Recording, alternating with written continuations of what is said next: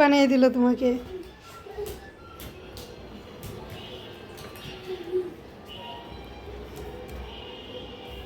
নাস্তার পর্ব শেষ করে চলে আসলাম দুপুরবেলা রান্না করে। তো সব কিছু রেডি করে নিচ্ছি, আজকে রান্না করব। তো কালকে যে এই ছোটো মাছগুলো নিয়ে আসছিলো, মলা মাছ, ওইগুলো একটু ভুনা করব আর হচ্ছে সাথে মুরগির রোস্ট করব।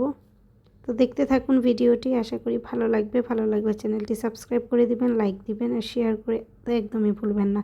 তো এইখানে হচ্ছে আমি কিন্তু এটা মাছের চচ্চড়ির মতো রান্না করি। তো সব কিছু একসাথে দিয়ে দিই। কে কে এইভাবে রান্না করতে পছন্দ করেন তারা অবশ্যই কমেন্ট করে জানাবেন, কারণ আমার সবগুলো একসাথে দিয়ে দিলে তখন কিন্তু অনেক ভালো লাগে। আর পাশের চুলায় আমি বসিয়ে দিলাম রোস্ট করার জন্য, মুরগিটাকে ভেজে নিচ্ছি। তো এই দিক দিয়ে কালকের যে গরুর গোস্ত রান্না করেছিলাম ওইটাও কিন্তু রয়ে গেছে। তো ভাবলাম যে এখন আর অন্য গোস্ত টোস্ত রান্না না করে এই 3টা আইটেমই করি। তো ওরা আবার ডক্টরের কাছে চলে যাবে, তো এই জন্য আমি তাড়াতাড়ি করে রান্নাটা শেষ করে ফেলছি। আর এই দিক দিয়ে শুক্রবার তো বুঝতেই পারছেন যে নামাজের পর এসে সাথে সাথেই খাবারটা সবাই চায়। তো শুক্রবারে সবাই একসাথে একটু তাড়াতাড়ি খাওয়া হয়ে যায়। তো নামাজ থেকেও চলে আসবে, এজন্য ভাবলাম তাড়াতাড়ি করে এইটুকু দিয়েই আজকে দুপুরে রান্নাটা শেষ করি। তারপরে রাতের বেলা আবার রান্না করবো ইনশাল্লাহ, কারণ গেস্ট থাকলে ওদেরকে তো এক তরকারি তো আর বারবার দেওয়া যায় না। তো এই জন্য একটু কম আইটেম হলেও দেখা গেল যে 3 বেলাই রান্না করে দেওয়ার চেষ্টা করি।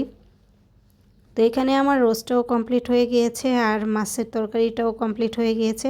তো এই তো আপনাদের সাথে আমি একটু শেয়ার করে নিলাম। দেখেন অনেক সুন্দর একটা কালার চলে আসছে।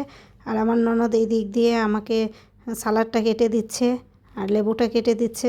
ও কিন্তু অনেকটাই কাজে হেল্প করে দিয়েছে। তো দুইজন মিলে অনেক দিন পরে হাতে হাতে কাজ করে ফেললাম। তো দিনটা অনেক সুন্দর কেটেছে। তো আজকের এই ছোট্ট ব্লগটা আশা করি সবারই ভালো লাগবে। তো অবশ্যই সম্পূর্ণ ব্লগটা দেখবেন আর আমার পাশে থাকবেন। আর এখানে ওরা ডাক্তারের কাছে যাচ্ছে, কিন্তু আমার ছেলে কোনোভাবেই যেতে দিবে না। দেখেন নামাজ পড়ে এসেছে, সে পাঞ্জাবিও খুলেনি।